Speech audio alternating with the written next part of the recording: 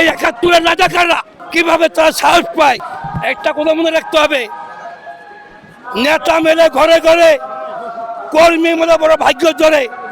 আমি মৌলানা আব্দুল হামিদ খান ভাসানীর সুযোগ্য সন্তান এবং ছাত্র হিসাবে আমি ৭৮ বছর বয়সে আমার শহীদ মিনার আমার আসতে হয়, মাঝে মাঝে আমার দুঃখ লাগে। এই ৭১-এর রাজাকাররা কিভাবে তারা সাহস পায়, এই ২৪শে জনতা ২৪শে নাহিদ। পাঞ্জাবের জগতে একটি বিশ্বস্ত নাম শাবাব এথনিক ওয়্যার। সাজ্জিদ এরা বাপে রিক্সা চালাইতো, কোটি কোটি টাকা মালিক হয়েছে। ডক্টর ইউনূস সাহেব দিছে। একটা কথা মনে রাখতে হবে, বাতি যারা বয়স কম, মায়ের উপরে ঔষধ নাই, মায়ের খার বয়স নাই, পালা বড় পথ নাই।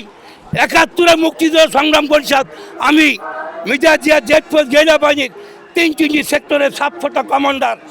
এবং ২০২৪ সালে ১৪ এপ্রিল পয়লা বৈশাখ বিএনপি পার্টি অফিসের সামনে দ্বিতীয় মুক্তিযুদ্ধ ঘোষণা করেছিলাম। তখন নাহিদ, সাজ্জিদ, তোমরা কোথায় আছিলা? জুলাই মাসের ১ তারিখে আমার সাথে প্রেস ক্লাবে দেখা, তোমরা আন্দোলন আঙ্গুল বুলে কলা গাছ। আমার রিক্সা চালকের মারা গেছে ২৭ জন রিক্সাওয়ালা, তারা কোনো আন্দোলন পায় নাই।